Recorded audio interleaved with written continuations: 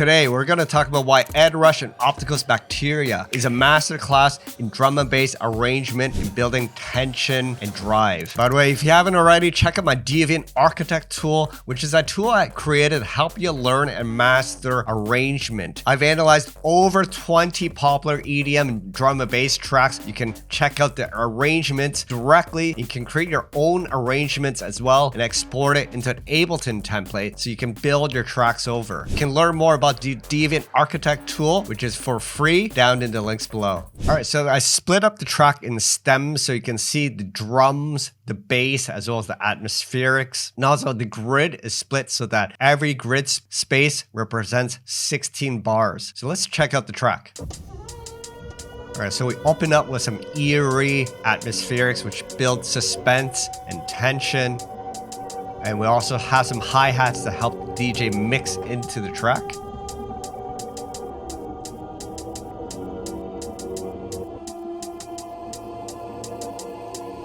And the riser comes in, and then the rim shots enter. And this rim shot is unmistakable. It's a very iconic pattern for this track.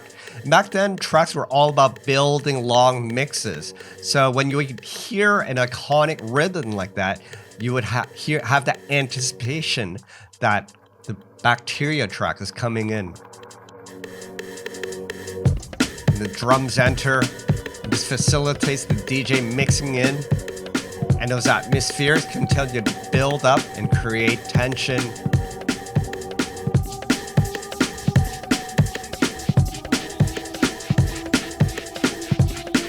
Notice the longer intro allows the DJ to really build that mix.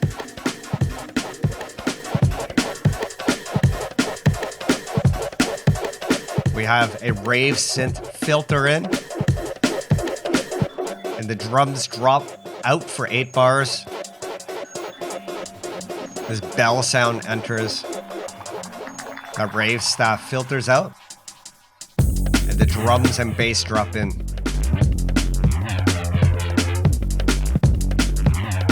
Notice it's just the drums without that rim shot. And that bass line morphs through the entire 16, which keeps the track very interesting.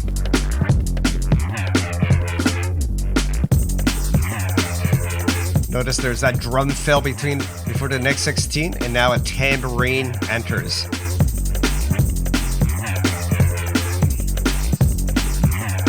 A very subtle addition, but keeps it interesting. And now we're getting into the third 16. Now a bell sound enters.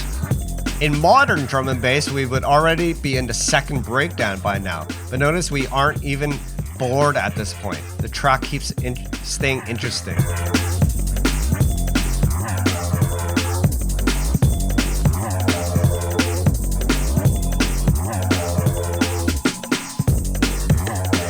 That rim shot enters again. And notice there's that drum fill at the end of the 16.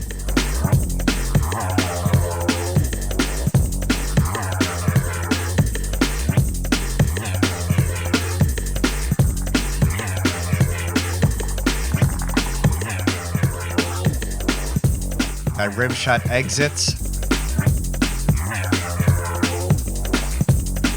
That tambourine loop really keeps up the energy of the track.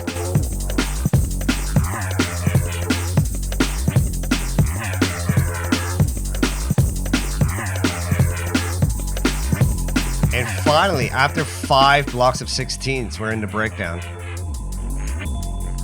When we're left with the atmospherics, 8 bars of hi-hat, and that bass line. By the way, I have an entire video on recreating that bass line, so check that video up here.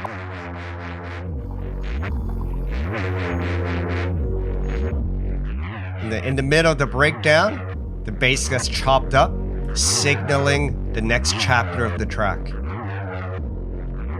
And notice the breakdown is 32 bars long. There's a eerie atmosphere in the background as well. And then a drum fill back into the second body. So now we're in the second chapter of the track. Same drums, but this time the bass line is chopped up.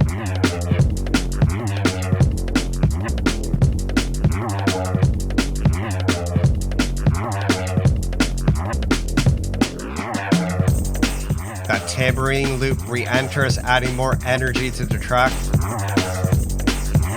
Pay close attention to the filtering of that bass sound.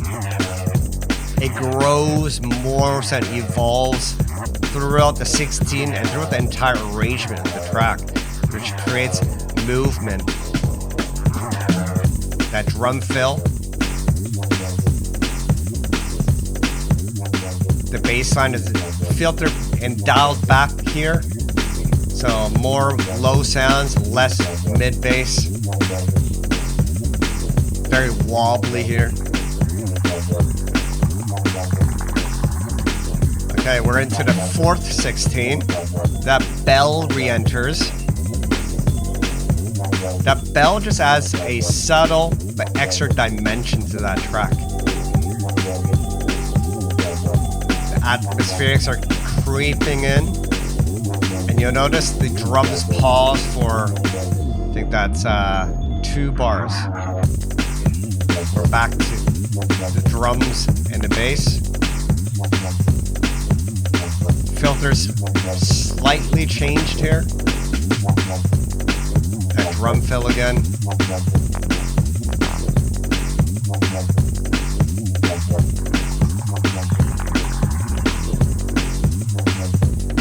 And finally, the last 16 of the main body right here. And notice the second main body is 6 blocks of 16s, where the first body is 5 blocks.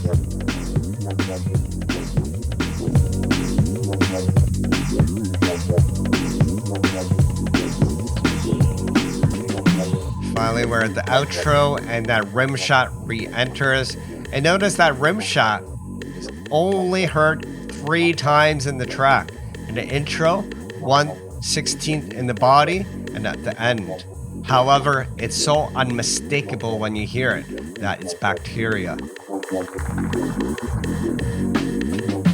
And the track ends. It's a really great track. And notice how are never bored throughout the entire track, with all the subtle changes in the bass line, the introduction of different sounds such as the atmospherics, the bell, the rim shot, the tambourines, as well as the bass line getting chopped up in the second drop, marking and signaling the second chapter of the track. All that goes together to create an interesting and comprehensive arrangement. Definitely a masterclass in drum and bass arrangement.